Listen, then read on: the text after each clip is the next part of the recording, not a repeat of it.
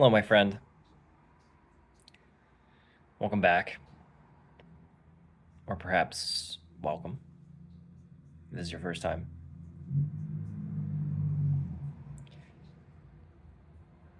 Admittedly, this is a cold open.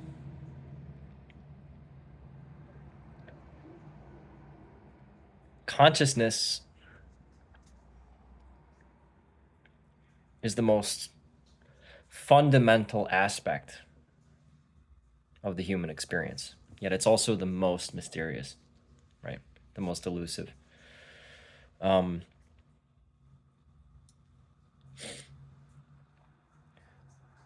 every moment of our lives is shaped by consciousness. It is through consciousness that we feel, think, and perceive the world around us. But what exactly is it? Right? Um, is it the result of neurons firing in the brain? Um, a byproduct of evolution that allows us to survive and occasionally thrive? Or is it something much deeper? Something that goes beyond biology? And you can call it maybe an aspect of the universe, really, that we've only just now begun to explore. For centuries, um, probably millennia, really. Philosophers, mystics, priests, scientists alike have grappled with these questions, right?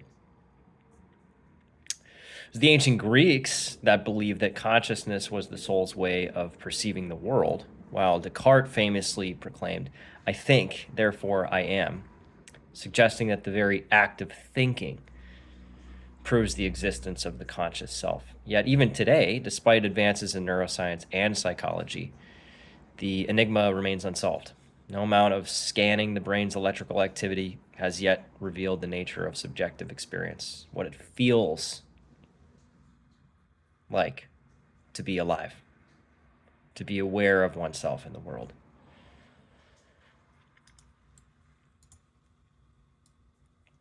Consider for a moment, let's do a little thought experiment, the nature of your own awareness.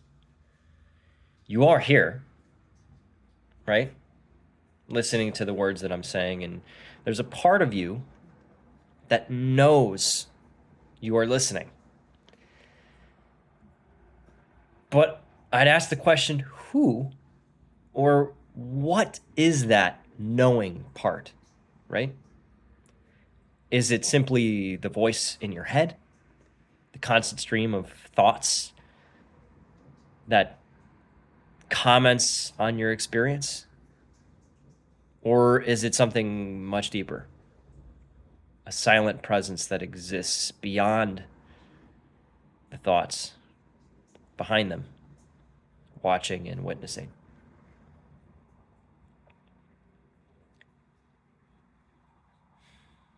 Big questions, right?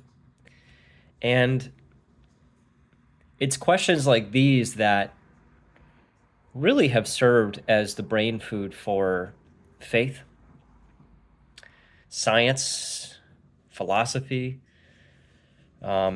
mystic study, you name it, for, as I said, millennia, right?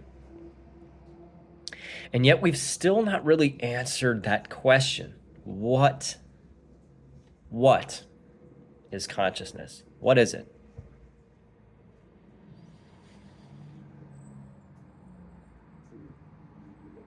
You know, they actually say that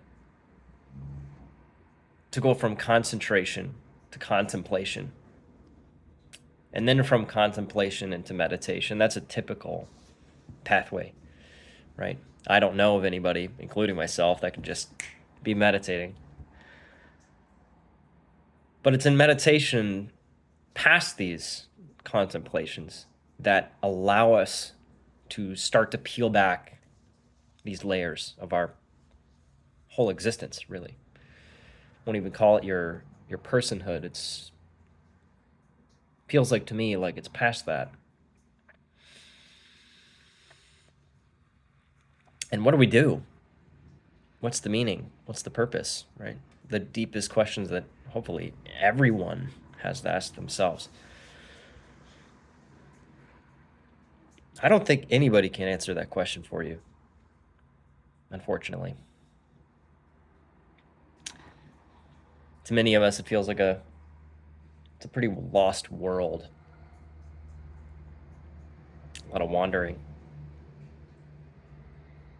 And that's common, by the way. If you feel that way, don't be worried.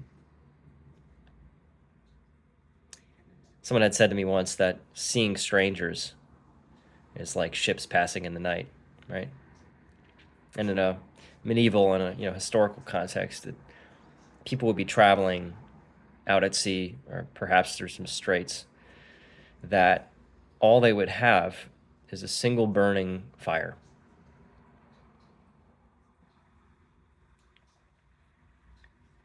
Um, and that's all you would see.